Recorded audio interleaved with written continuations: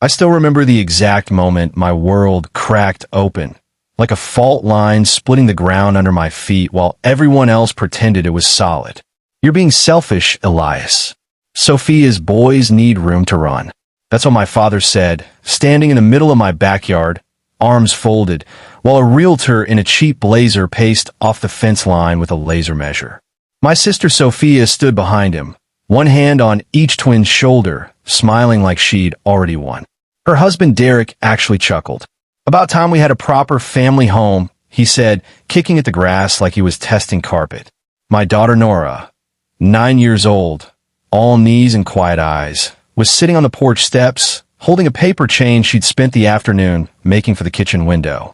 Glitter still clung to her fingertips. She didn't cry. She just pressed the chain flat against her chest, as if making herself smaller might make the moment hurt less. I should have screamed. I should have told them all to get the hell off my property. But I'd spent 39 years being the reliable one, the one who didn't rock the boat, the one who paid when no one else could. So I did what I'd always done. I smiled thin, bloodless, and said, okay. That night, I started packing. Not in anger. In surrender. Quiet boxes stacked in the garage.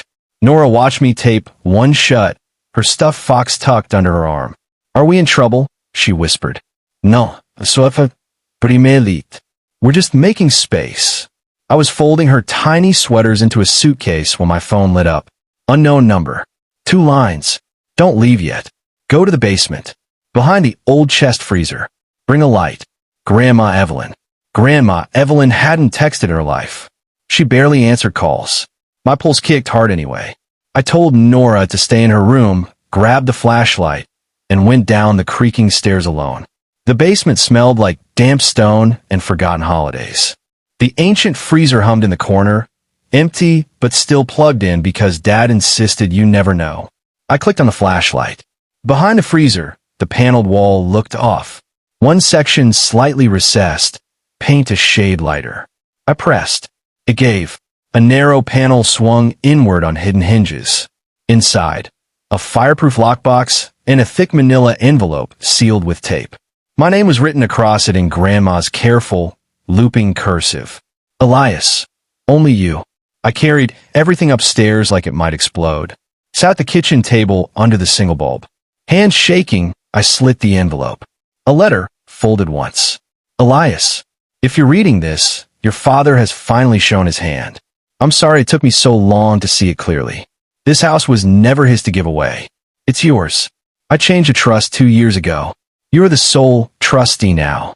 The amendment is filed, recorded, legal. He has no authority. He will lie. He will bully. He will say I'm confused. Don't believe him.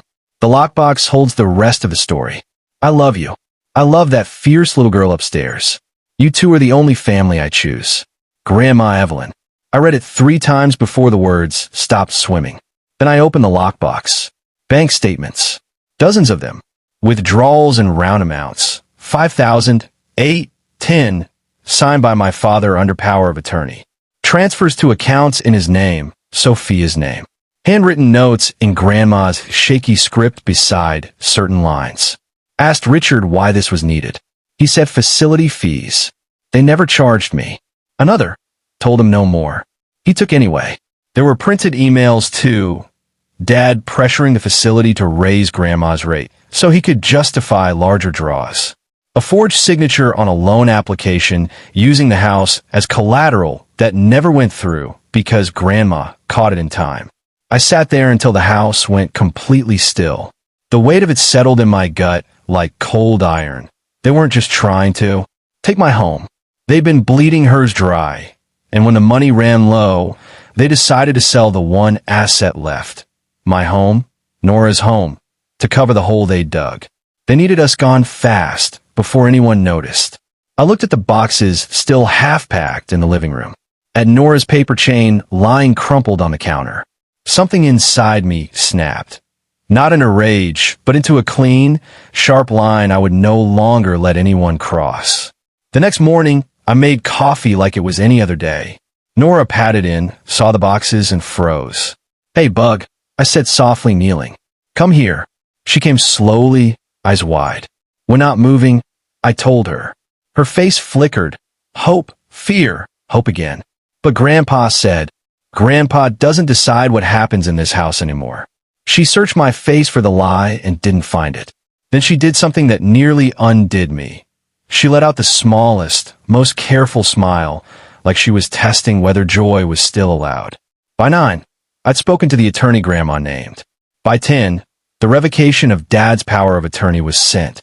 By 11, I'd removed myself from every joint account, canceled every automatic payment I'd been making for years, property taxes on their condo, Sophia's car note, Derek's credit card.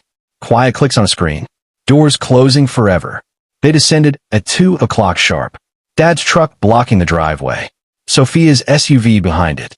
The twins spilled out and ran straight for Nora's old swing set like it was already theirs.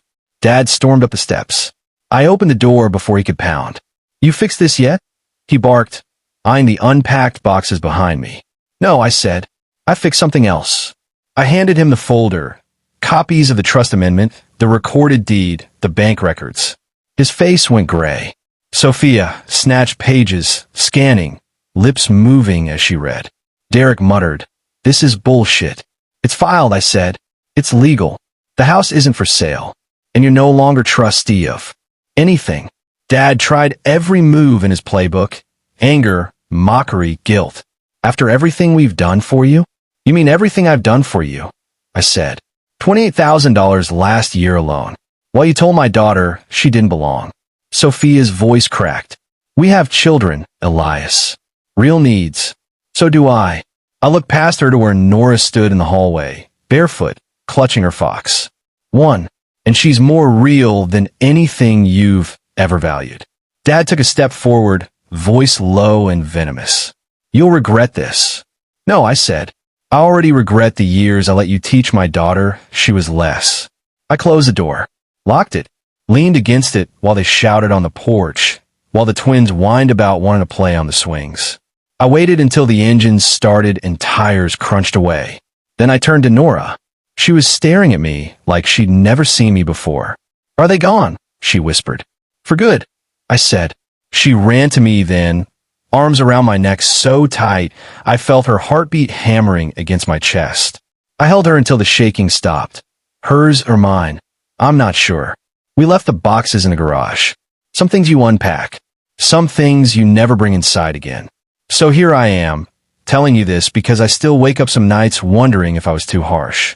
If family is supposed to mean forever, no matter the cost. But then I look at Nora asleep in her own room. Paper chains finally taped across the window, glitter catching the morning light, and I know the cost of the other choice would have been her belief that she was temporary. If this were you, if someone stood in your backyard and told you your child didn't count as real family, would you forgive them? Would you keep paying the price so they could keep taking? Tell me in the comments. I genuinely want to know. Thanks for watching. Do subscribe for more stories.